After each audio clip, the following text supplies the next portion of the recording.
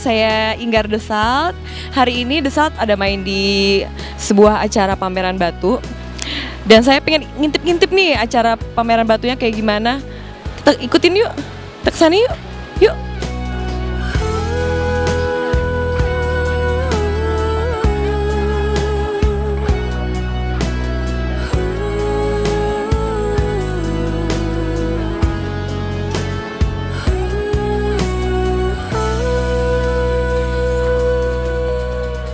Halo, aku udah di ACC Game Lab bersama Bapak Salma.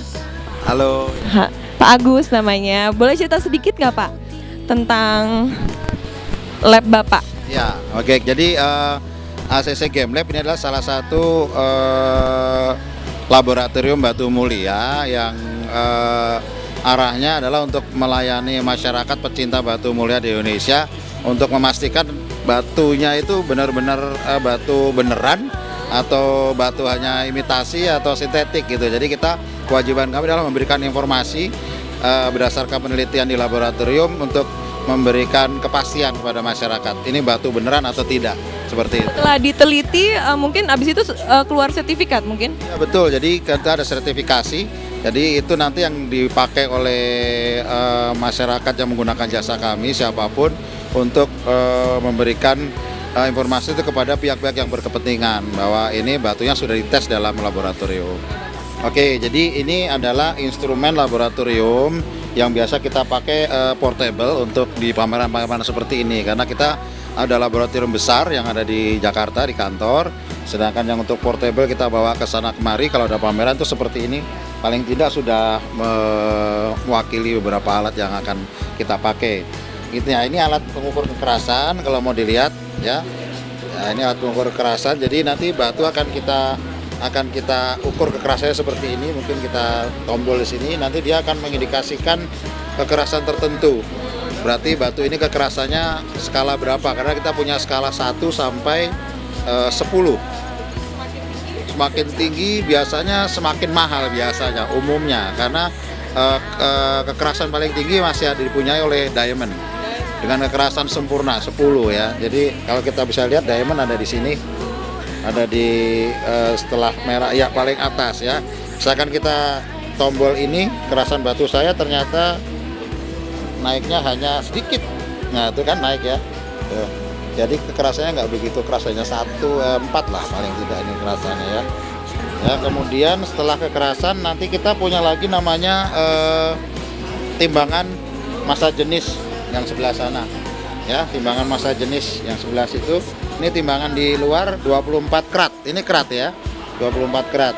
Kemudian setelah itu kita timbang di dalam air, kita cemplungin di sini ya. Ya, itu 15 karat. Nah, nanti ada formula di komputer kita untuk menghitung massa jenisnya berapa batu ini. Nah, dari massa jenis ini kita paling tidak sudah dapat clue. Ini kira-kira batu apa? Karena apa? Karena tiap batu punya massa jenis yang berbeda-beda. Nggak bisa dibohongin. Diamond punya massa jenis 3,5. Kemudian sapir punya massa jenis 4. Gitu. Terus batu saya ini punya massa jenis 2,5. Jadi setiap batu punya massa jenis beda-beda. Jadi orang nggak bisa bohong, batu saya ini nggak bisa. Begitu kita ukur massa jenis, udah bisa ketahuan. Bukan, batu Anda bukan itu, tapi batunya ini. Makanya itu yang perlu diketahui masyarakat. Instrumen apa sih yang dipakai gemolog gitu ya untuk mengukur paling tidak iya betul. Jadi setelah diukur massa jenis, kemudian nanti kita akan ukur lagi dengan namanya refractive index. Ini alat ini batu biasanya dimasukkan ke dalam sini. Nah nanti kita lihat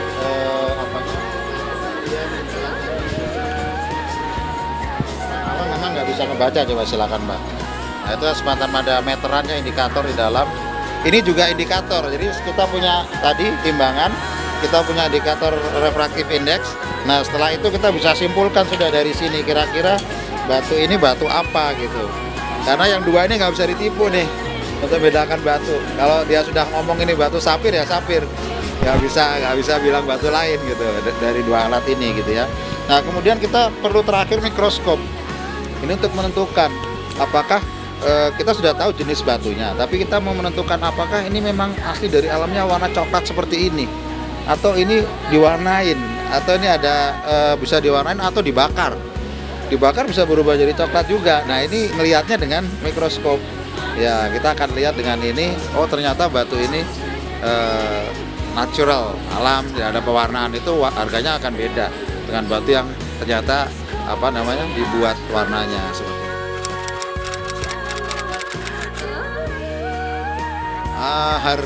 Harga memang sampai saat ini itu paling mahal itu adalah batu yang paling langka, otomatis paling langka. Yang paling langka itu batu di dunia itu ada kita kenal namanya Bixbyte. Bixbyte itu jamrut merah kalau orang pasar bilang ya. Jamrut tapi warnanya merah. Itu yang paling mahal karena dia itu kelangkaannya itu 100.000 kali lebih langka daripada diamond. Nah, itu makanya dia mahalnya melebihi diamond gitu ya. Padahal diamond pun sudah langka ya. Kita untuk menghasilkan setengah karat aja diamond itu kita harus bongkar gunung tuh 1 ton. Coba bayangin untuk dapetin setengah karat aja gitu. Makanya itu Bixbyte itu lebih sulit lagi nyarinya. Biasanya kebetulan saja orang dulu pernah ada petani di Brasil lagi cangkul-cangkul di kebunnya ketemu batu besar gini putih di tengahnya ada titik aja ya merah. Ternyata setelah diperiksakan titik itu adalah Bixbyte. Jadi cuma kecil titik aja gitu. Padahal itu Bixbyte. Sulitnya seperti itu nyari Bixbyte. Jadi batu semakin langka dia akan semakin mahal. Kami tergabung dalam Asosiasi Batu Mulia Indonesia yang pembinanya adalah Bapak Wiranto. Kenapa kok Bapak Wiranto? Karena Bapak Wiranto sebagai kolektor dan penggemar batu mulai sekolah beliaunya. Jadi sampai sekarang ini, jadi kita jadikan sebagai Bapak Batu sekarang. Jadi kebetulan sekarang saya ditunjuk oleh DPP Asosiasi Batu Mulia Indonesia atau ABAMI sebagai Ketua DPD ABAMI DKI Jakarta. Oke, aku mau intip-intip nih, mereka lagi pada ngapain ya Pak ya? Bentar ya, dekat. Oke, baik. Jadi ini dari hasil pemeriksaan kita tadi, kan kita simpulkan ini kira-kira hasil dari identifikasi batu tadi namanya apa, terus ukurannya, warnanya, terus dari negara mana, seperti itu kan biasanya. Nah, kemudian hasil risame dari hasil pemeriksaan kita tuangkan dalam bentuk sertifikasi seperti ini. Nah, ini Masnya sedang menyusun setting sertifikat yang akan dikeluarkan untuk batu yang sudah kita periksa tadi. Bisa pinjam contohnya, Pak Rudi? Nah, oke, jadi ini yang sudah jadi sertifikasinya ya. Di sini ada nama batunya apa ya. Kemudian ada comments-nya, maksudnya kita tidak memberi comments bahwa ini di diet atau diwarnain. Ini natural, jadi ada komennya di sini. Gitu. Jadi biasanya masyarakat batu udah ngerti lah. Nah, komen kita di sini. Terus originnya atau asalnya dari Indonesia gitu ya. Jadi kurang lebih seperti ini sertifikasinya.